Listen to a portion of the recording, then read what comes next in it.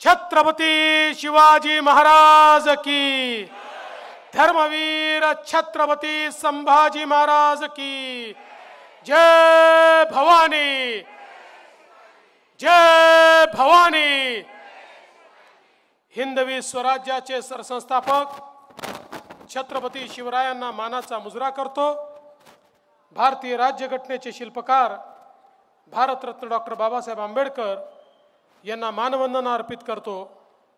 आज मंचावर उपस्थित असलेले आपले माजी खासदार राहुल शेवाळेजी, आमदार प्रवीण दरेकरजी, आमदार प्रसाद लाडजी, आपल्या सायन कोळीवाड्याचे लोकप्रिय आमदार आणि तुमच्या आशीर्वादाने जे हॅट्रिक करणार आहेत असे आमदार कॅप्टन तमिल सेल्वनजी, आणि बाजूचेच जे वर्ल्ड रेकॉर्ड करणार आहे 90 निवडून येणार आहेत ते आदरणीय कालिदास कोळंबकरजी, मंचावर उपस्थित रवी राजाजी, मंगेश सातमकरजी, राजेश शिरवाडकरजी, बाबूभाई भवानजी, पवन त्रिपाठीजी, संतोष गुप्ताजी, राजश्रीताई शिरवाडकर, तृष्णा विश्वासराव, कृष्णवेणी रेड्डी, अनिल कांबळे, राजेश रस्तोगी,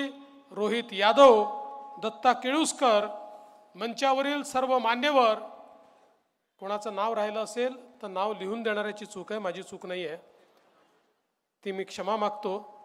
आणि या ठिकाणी मोठ्या संख्येनं उपस्थित असलेल्या माझ्या सगळ्या लाडक्या बहिणींनो आणि तितक्याच लाडक्या भावांनो, आज कॅप्टन तमिल सेल्वन यांना आशीर्वाद देण्याकरता आपण सगळे लोक या ठिकाणी एकत्रित आलो आहोत। खरं म्हणजे जमिनीवर काम करणारा व्यक्ती म्हणून कॅप्टन तमिल सेल्वनला आपण बघतो। सर्वसामान्यांमध्ये सातत्याने धडपड करत, संघर्ष करत कॅप्टन तमिल सेल्वन काम करत असतात। आणि सगळ्यात महत्त्वाचं आपण बघितलं असेल, इतका मोठा हार ते घेऊन आले। प्रत्येक वेळी माझ्या स्वागताला इतका मोठा हार आणतात की आता मला कधी कधी वाटतं की माझी मान मोडेल की काय। अशा प्रकारचा मोठा हार घेऊन सातत्याने आपली कामं ते करून घेत असतात। एक शाल घालतात, एक हार घालतात आणि 10 कामांची यादी मला देतात आणि ती सगळी कामं मोठ्या शिताफीनं करून घेणारा आमदार म्हणून खरं म्हणजे तमिल सेल्वन यांच्याकडे बघितलं पाहिजे। आज खरं म्हणजे या ठिकाणी आमच्या प्रसाद लाडांनी देखील तिकीट मागितली होती। मी त्यांना सांगितलं, प्रसादजी एका मतदारसंघात अडकून पडू नका, तुम्हाला अनेक मतदारसंघ बघायचे आहेत। त्यांनी निर्णय केला, त्यांनी समर्थन दिलं। आमच्या शिरवडकरांनी मागितली होती, त्यांनी समर्थन दिलं। आणि सगळ्यात आनंदाची गोष्ट आहे की रवी राजा, मी यांना विनंती केली की रवी भाई कांग्रेस में कुछ रखा नहीं है, ये खोखली पार्टी हो गई है, यहाँ सिर्फ माल चलता है, माल, उसके सिवा कुछ नहीं मिलता। आप भारतीय जनता पार्टी में हमारे साथ आ जाओ, आपकी इज्जत भी रहेगी, राजनीति भी चलेगी। आणि रवी भाईंनी माझ्या शब्दावर शब्दाला मान देऊन या ठिकाणी भारतीय जनता पक्षामध्ये आले। खरं म्हणजे सायन कोळीवाड्यामध्ये अनेक गोष्टी आज या ठिकाणी आपले तमिल सेल्वन यांच्या माध्यमातून होत आहेत। आपल्याला कल्पना आहे की या ठिकाणी मगाशी उल्लेख झाला जीटीबी नगरचा। जीटीबी नगरचा प्रश्न अत्यंत जुना होता। याचं रिडेव्हलपमेंट करण्याकरता विकासक येत नव्हते, यायचे तर करत नव्हते, कारण अनेक अडचणी त्याच्यामध्ये होत्या। ज्यावेळेस माझ्याकडे या लोकांना घेऊन कॅप्टन तमिल सेल्वन आले, मी त्यांना सांगितलं, बघा मी बीडीडी चाळीचा विकास करून दाखवला। 25-30 वर्ष लोक बीडीडी चाळीत विकास होईल म्हणून वाट पाहायचे। आमचा मराठी माणूस 120 स्क्वेअर फुटाच्या घरामध्ये त्या ठिकाणी राहायचा। 40-40, 50-50 वर्ष वरचं छत पडायचं, कधी फॅन पडायचा, कधी त्या ठिकाणी सिलिंग पडायचं, अशा परिस्थितीमध्ये राहायचे आणि त्यांना सगळ्यांना वाटायचं आज नाही तर उद्या आमचं रिडेव्हलपमेंट होईल. अनेक बिल्डर आले, अनेक बिल्डर गेले, झालं नाही. मी BDD चाळीच्या लोकांना सांगितलं बिल्डरांच्या भरोशावर बसू नका, मी म्हाडाच्या माध्यमातून तुमचं त्या ठिकाणी रिडेव्हलपमेंट करून देतो आणि मी ते करून दाखवलं. आज आपण बघू शकता उंच उंच इमारती, ज्या मराठी माणसाला 120 स्क्वेअर फुटाच्या घरात राहावं लागायचं त्याला 500 चौरस फुटाचं घर विनाशुल्क त्या BDD चाळीमध्ये आपण दिलं आणि पोलिसांनाही दिलं. मला या निमित्ताने हे सांगायचं आहे की GTB नगरच्या लोकांना मी सांगितलं बिल्डरच्या पाठीमागे लागू नका, मी तुमचं काम हे म्हाडाच्या माध्यमातून करून देतो. आणि मला सांगताना आनंद वाटतो त्याचा ऑर्डर देखील काढला आणि मी तुम्हाला आज शब्द देतोय फेब्रुवारीपर्यंत किंवा फार झालं तर मार्चपर्यंत त्याचं प्रत्यक्ष काम आपण सुरू करू आणि त्या लोकांना त्या ठिकाणी त्यांचं हक्काचं घर मिळेल.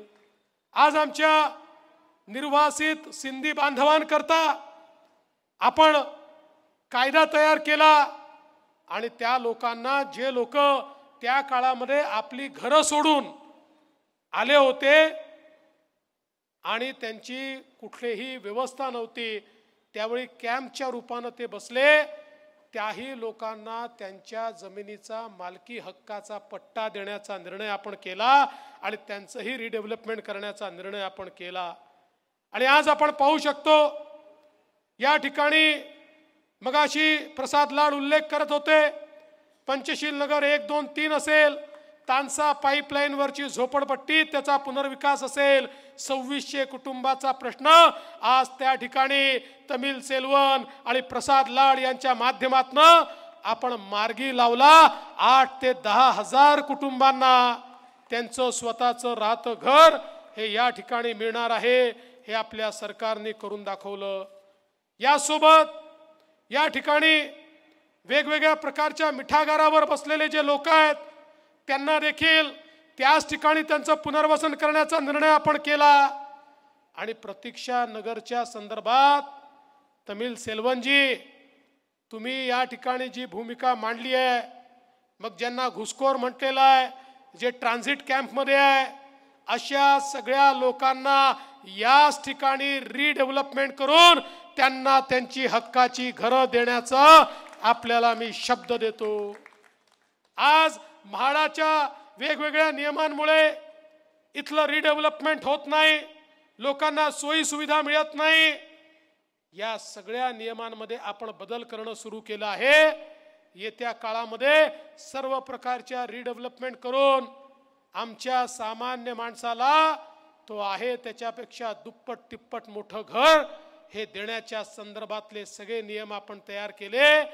येत्या काळामध्ये माझ्या प्रतीक्षा नगरमध्ये राहणारा माझा जो मराठी माणूस आहे त्याच्या जीवनातही परिवर्तन आणण्याचा संकल्प आम्ही केलेला आहे, त्याचंही जीवन बदलण्याचा संकल्प आम्ही केलेला आहे.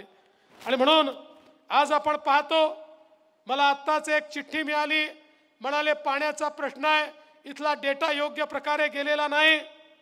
काळजी करू नका, निवडणुकीनंतर मी स्वतः लक्ष घालतो, जो काही डेटा मधल्या त्रुटी आहेत ते आपण दूर करू आणि इथला जो प्रश्न आहे तो प्रश्न देखील आपण योग्य प्रकारे त्या ठिकाणी मिटवू.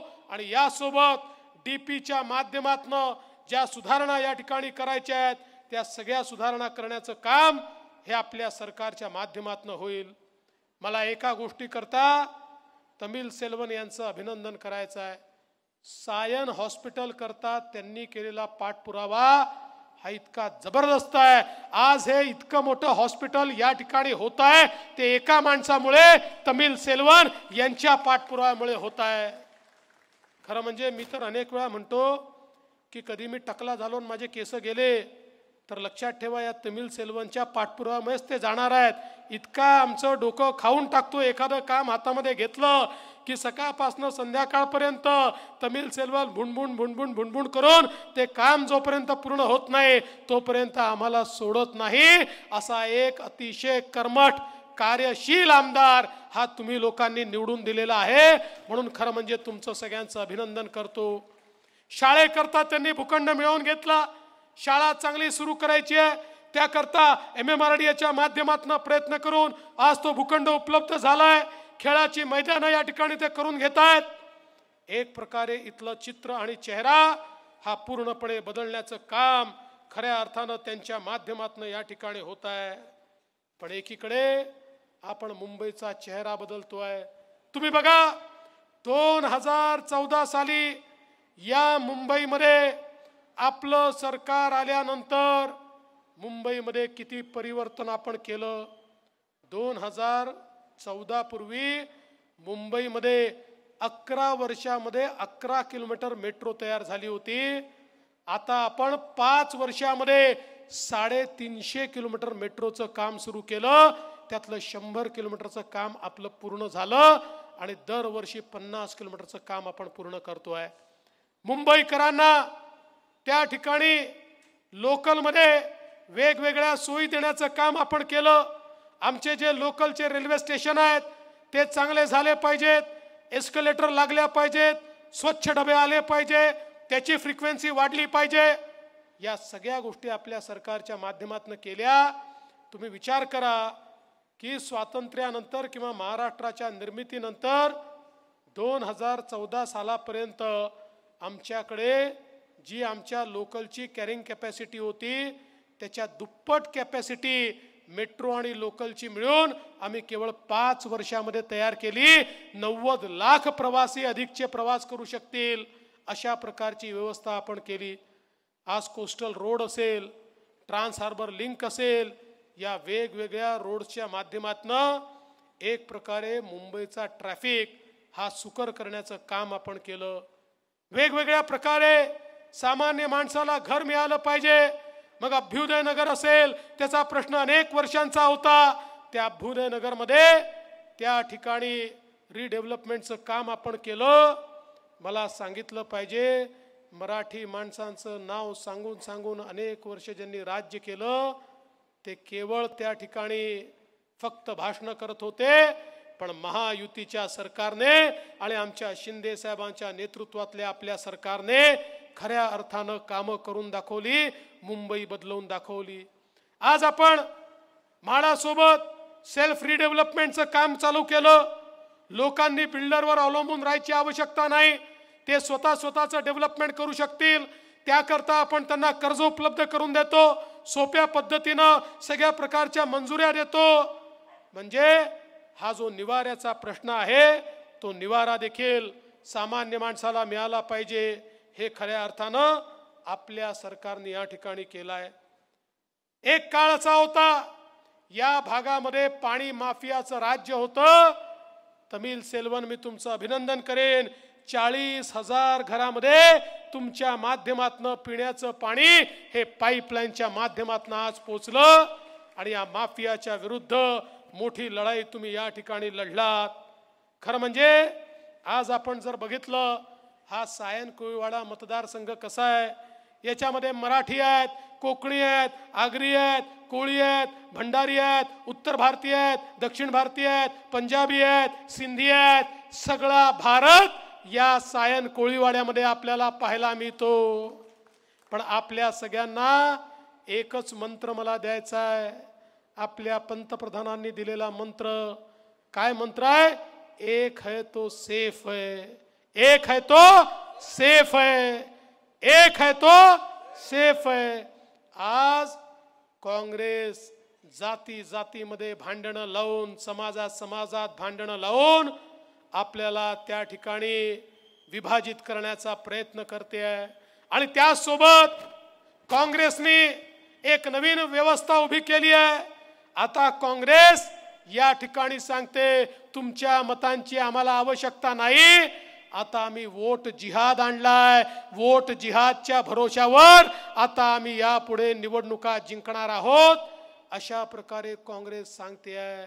पण मी तुम्हाला विनंती करण्याकरता आलो आहे, भारतीय जनता पार्टी आणि महायुती कुठल्याही जाती धर्माच्या विरोधात नाही, सर्व धर्मांचं सर्व जातींचं या ठिकाणी भलं झालं पाहिजे, कल्याण झालं पाहिजे याकरता आपण काम करतोय। पण त्याच वेळी जर काँग्रेस पार्टी लांगुल चालन करत असेल, कोणाचे पाय चाटत असेल आणि दुर्दैवाने आमचे उद्धव ठाकरेजी देखील त्यांचंच समर्थन करत असतील तर आपल्याला देखील जागं व्हावं लागेल।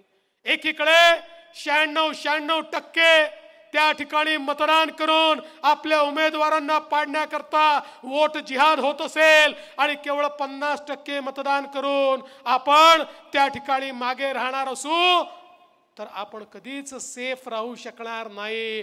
आणि म्हणून माझी तुम्हाला विनंती आहे, हे मतांचं धर्मयुद्ध आहे, या मतांच्या धर्मयुद्धामध्ये तुम्हाला देखील उतरावं लागेल आणि तुम्हालाही 80% 90% मतदान करावं लागेल, तरच तुमच्या जीवनामध्ये मोठं परिवर्तन झालेलं तुम्हाला पाहायला मिळेल। आज आपल्या सरकारने समाजातल्या सगळ्या घटकांकरता वेगवेगळ्या योजना आणल्या, विशेषतः महिलांकरता आपल्या सरकारने आणलेल्या योजना या अत्यंत महत्त्वाच्या योजना आहेत। आपल्याला कल्पना आहे, आपल्या सरकारने लेक लाडकी सारखी योजना आणली। या योजनेच्या अंतर्गत कोणाच्याही घरी मुलगी जन्माला आली, मुलीच्या जन्माचं स्वागत झालं पाहिजे।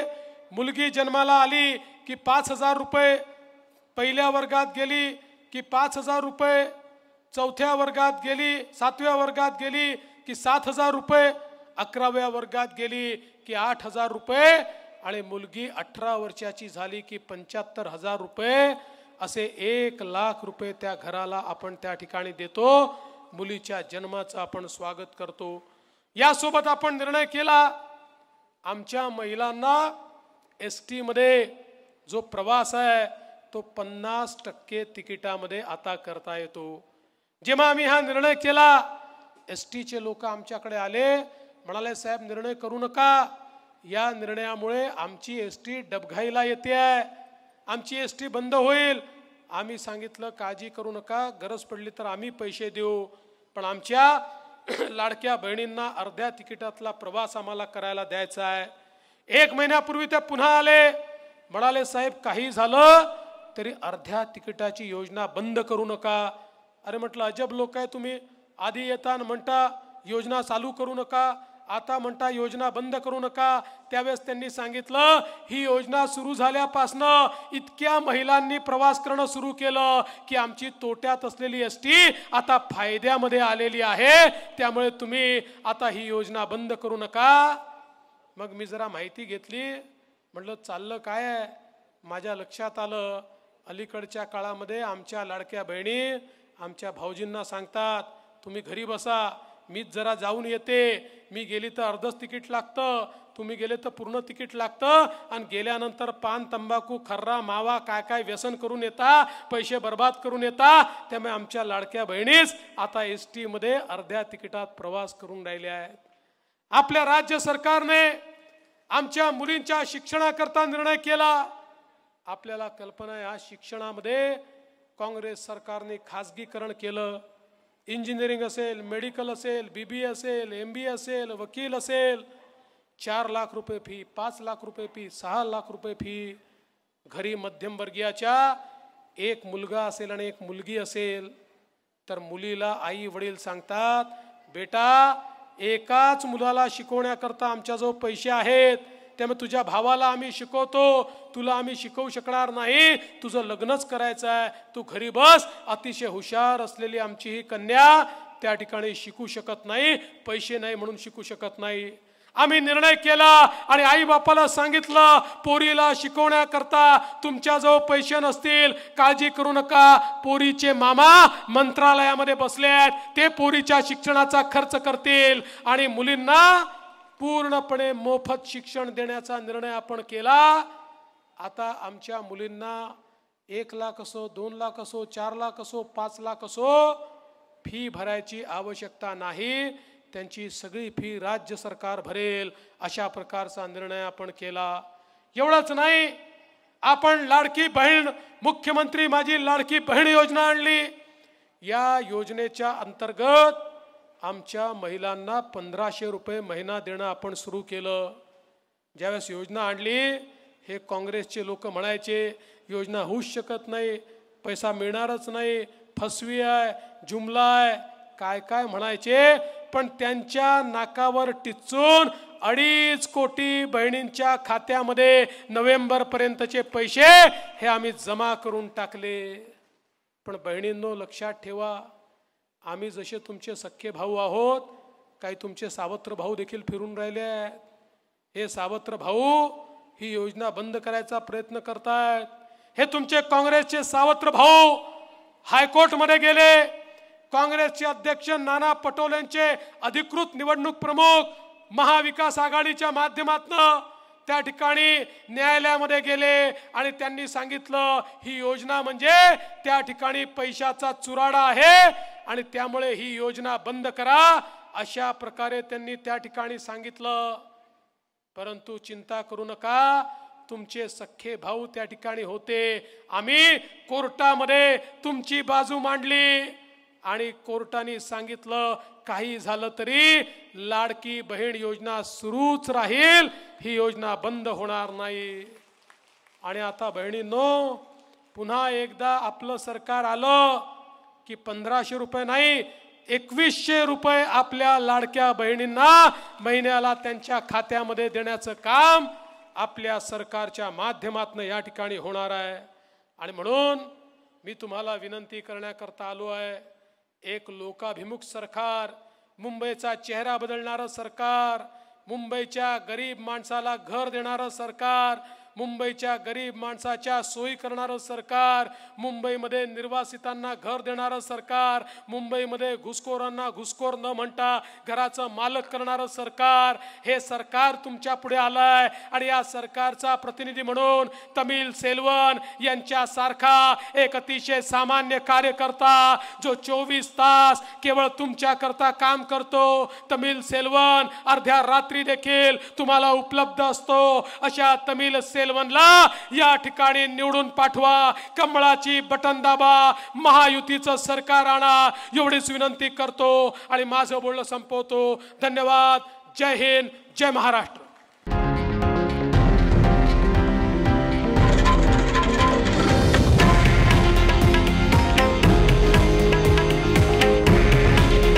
हे आहे देशातील नंबर 1 न्यूज नेटवर्क आणि आपण पाहत आहात TV9 मराठी।